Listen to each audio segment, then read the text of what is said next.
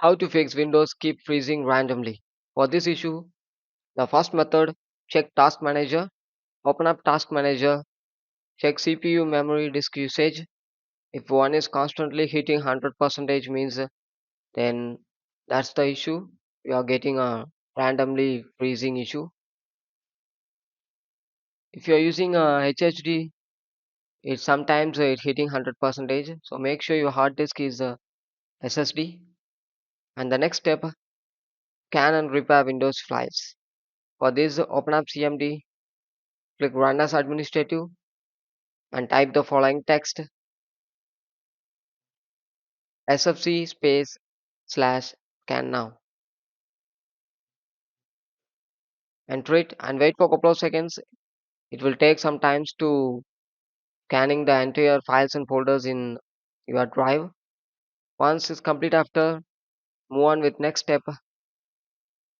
Now you need to type for following text: DISM space slash online space slash cleanup image space slash restore health.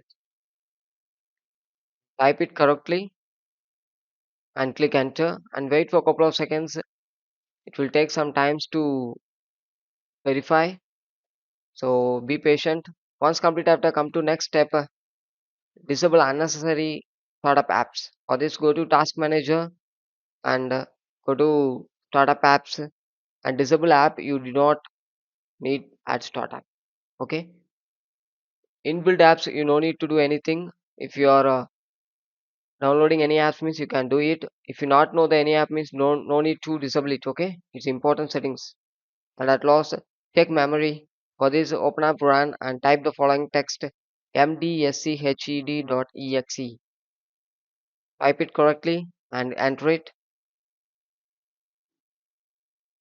and click select restart. And after that, you need to check the problems. You need to restart it